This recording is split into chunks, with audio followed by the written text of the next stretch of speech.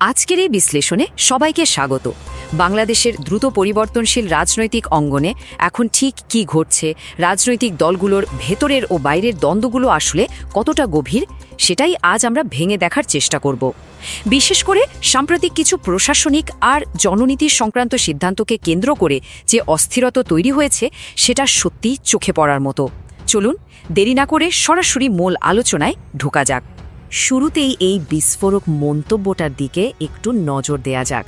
জামায়াতে ইসলামীর আমির শফিকুর রহমান ঠিক এই কথাটাই বলেছেন। চিন্তা করতে পারেন, এই একটা বাক্যই কিন্তু বুঝিয়ে দিচ্ছে বর্তমান রাজনৈতিক ময়দানের উত্তাপ ঠিক কতটা চরমে। ভেতরের বিস্তারিত খবরে যাওয়ার আগে এই মন্তব্যটা আমাদের একটা পরিষ্কার ধারণা দিচ্ছে যে মাঠের রাজনীতি এখন কতটা সংঘাতপূর্ণ।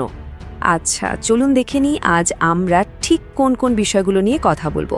আমাদের আজকের ফোকাসে থাকছে অতীতের জবাবদিহিতা নিশ্চিতকরণ, বিএনপি ও জামায়াতের মধ্যকার সাম্প্রতিক দ্বন্দ্ব, নতুন রাজনৈতিক শক্তির উত্থান ও তাদের দাবি দেওয়া, জনসমর্থন বা ম্যান্ডেট রক্ষার কৌশল এবং সবশেষে বিদেশি প্রভাব ও অভ্যন্তরীণ নিরাপত্তার ইস্যুগুলো। তো আমাদের প্রথম পয়েন্ট হলো জবাবদিহিতা নিশ্চিতকরণ। বিশেষ করে সাবেক উপাচার্য অধ্যাপক মোহাম্মদ হাসিবুর রশিদের গ্রেপ্তারের ঘটনাটা বর্তমান রাজনৈতিক পরিবেশে বেশ বড় একটা প্রভাব ফেলেছে। ঘটনাগুলোর দিকে একটু পরপর তাকালে আমরা দেখতে পাই, জুলাই মাসের গণ অভ্যুত্থানের সময় শিক্ষার্থী আবু সাইদের সে মর্মান্তিক মৃত্যুর কথা আমাদের সবারই মনে আছে। সেই মানবতাবিরোধী অপরাধের মামলায় আন্তর্জাতিক অপরাধ ট্রাইব্যুনাল 2 কিন্তু এই বছরের 9 এপ্রিল অধ্যাপক হাসিবুর রশিদকে 10 বছরের সশ্রম কারাদণ্ড দেয়। উনি বেশ কিছুদিন পলাতক ছিলেন। এরপর কি হলো? শনিবার রাত 8টার দিকে মোহাম্মদপুরে স্থানীয় ছাত্রদলের নেতাকর্মীরা তাকে আটক করে পুলিশের হাতে তুলে দেয়। মূলত জবাবদিহিতার জায়গা থেকে এটা বেশ বড়সড় একটা পদক্ষেপ। এবার আসা যাক দ্বিতীয় অংশে, বিএনপি এবং জামায়াতের দ্বন্দ্ব। এখানে কিন্তু আমরা রীতিমতো তীব্র বাক্য বিনিময় আর পলিসি নিয়ে সরাসরি সংঘাত দেখতে পাচ্ছি। নিরপেক্ষ দৃষ্টিকোণ থেকে দেখলে এই দুটো বড় দলের পাল্টাপাল্টি অবস্থানটা বেশ ইন্টারেস্টিং। একদিকে জামায়াতে ইসলামীর নেতা শফিকুর রহমান বিএনপিকে সরাসরি চাঁদাবাজি আর রাজনৈতিক দখলের দায়ে অভিযুক্ত করছেন। শুধু তাই নয়, 16টি অধ্যাদেশ বাস্তবায়িত না হলে রাজপথ আর সংসদ সব জায়গায় একসাথে আন্দোলনের হুঁশিয়ারিও দিয়েছেন তিনি। অন্যদিকে বিএনপি নেতা রাশেদ খান কিন্তু চুপ করে নেই। তিনি কড়া ভাষায় জামায়াতকে অমানুষের দল বলে আখ্যা দিয়েছেন এবং বলেছেন তারা নাকি শুধুই মিথ্যাচারের উপর নির্ভরশীল। পাশাপাশি 18 মাসের অন্তর্বর্তীকালীন সরকারের আমলের লুটপাটে বিচার বিভাগীয় তদন্ত দাবি করেছেন তিনি। বুঝতেই পারছেন অভিযোগ আর পাল্টা অভিযোগের পারদ কতটা উঁচুতে। আমাদের 3 নম্বর বিষয় হল নতুন রাজনৈতিক শক্তিগুলোর উত্থান এবং তাদের নীতির দাবি। বড় দলগুলোর এই দ্বন্দ্বের মধ্যে সাধারণ মানুষের যে হতাশা, সেটাকে পুঁজি করে কিন্তু নতুন সমীকরণ তৈরি হচ্ছে। 500, হ্যাঁ, সংখ্যাটা বেশ তাৎপর্যপূর্ণ। সম্প্রতি রাজশাহীতে বিএনপি, গণ অধিকার পরিষদ আর ইসলামী ছাত্র শিবির থেকে প্রায় 500 জন নেতাকর্মী একযোগে দল ত্যাগ করে জাতীয় নাগরিক পার্টি বা এনসিপিতে যোগ দিয়েছেন। একেবারে নতুন একটা দলের জন্য এটা কিন্তু রীতিমতো বড় একটা চমক। এখন প্রশ্ন হলো, হঠাৎ করেই দলবদল কেন? এনসিপির নেতারা খুব স্পষ্ট একটা দাবি করছেন। তাদের মতে মাত্র 3 মাসের ভেতরেই দেশের 50% ভোটার নাকি বিএনপির প্রতি হতাশ হয়ে পড়েছেন। দলটির নেতা সার্জিস আলম তো সরাসরি বলেই দিয়েছেন যে বর্তমান ধারার রাজনীতি করে ভবিষ্যতে বিএনপি নাকি টিকতেই পারবে না। আর সবচেয়ে বড় ব্যাপার হলো, তারা একেবারে মাঠ পর্যায়ের সমস্যা নিয়ে কথা বলছেন। যেমন এনসিপির সমন্বয়ক নাসিরুদ্দিন পাটোয়ারি কড়া হুঁশিয়ারি দিয়েছেন, সাধারণ মানুষের ফ্যামিলি কার্ড আর কৃষক কার্ডের টাকা পৌঁছাতে যদি দেরি হয়, তাহলে তারা সরকারকে সোজা লাল কার্ড দেখিয়ে দেবেন। জনদুর্ভোগকে কেন্দ্র করে এই যে নতুন রাজনৈতিক মেরুকরণ, এটা কিন্তু এড়িয়ে যাওয়ার মতো নয়।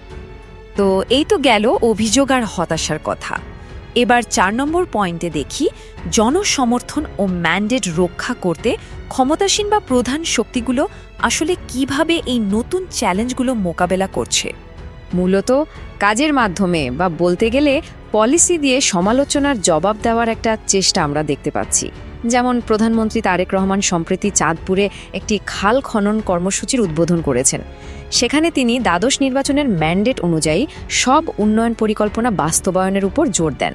তিনি কিন্তু একটা পরিষ্কার ওয়ার্নিংও দিয়েছেন, বলেছেন খাল খনন, ফ্যামিলি কার্ড বা যুব কর্মসংস্থানের মতো কাজগুলোতে যদি কোনো ষড়যন্ত্র করে বাধা দেওয়া হয়, তাহলে জনগণই নাকি ভোটের মাধ্যমে দেওয়া নিজেদের ম্যান্ডেট রক্ষা করতে সেই বাধা সৃষ্টিকারীদের কড়া জবাব দেবে। মানে দাঁড়ালো, নিজেদের জনমুখী নীতির মাধ্যমেই শক্ত অবস্থান ধরে রাখার একটা জোর চেষ্টা চলছে এখানে। চলে এলাম আমাদের পঞ্চম এবং শেষ বিষয়ে, বিদেশি প্রভাব ও অভ্যন্তরীণ নিরাপত্তা। রাজনৈতিক তর্কবিতর্কের বাইরেও এই ভূ রাজনৈতিক উদ্বেগ আর আইন শৃঙ্খলা পরিস্থিতি পুরো বিষয়টাকে আরও ঘোলাটে করে তুলেছে। এখন বিভিন্ন দলের দাবিগুলো যদি আমরা একসাথে মেলাই, তাহলে পরিষ্কার বোঝা যায় প্রত্যেকের এজেন্ডা একদম সাংঘর্ষিক। জামায়াত, বিএনপি আর এনসিপির কথা তো আমরা আগেই বললাম। এর সাথে নতুন মাত্রা যোগ করেছেন এলডিপি চেয়ারম্যান কর্নেল অলি আহমদ। তিনি সরাসরি ভারতের রাজনৈতিক হস্তক্ষেপ আর বিদেশি দালালদের নিয়ে একেবারে কড়া হুঁশিয়ারি দিয়েছেন। তার মূল ফোকাস হল বিদেশি হস্তক্ষেপ ঠেকানো আর বেকারত্ব দূর করা। এই যে এতগুলো ভিন্ন ভিন্ন দাবি আর ফোকাস, এগুলো দেখলেই বোঝা যায় বর্তমান রাজনৈতিক ময়দানটা আসলে কতটা বহুমাত্রিক আর কতটা বিভক্ত। আর এই রাজনৈতিক টানাপোড়েনের ঠিক মাঝখানেই আইন শৃঙ্খলার কী অবস্থা, তার একটা বাস্তব উদাহরণ হল সিলেটের এই ঘটনাটা। গভীর রাতে একটা চক্র রীতিমতো প্রাইভেট কারে করে এসে ড্রিল মেশিন ব্যবহার করে মসজিদ আর মাদ্রাসার দানবাক্স ভেঙে টাকা চুরি করেছে।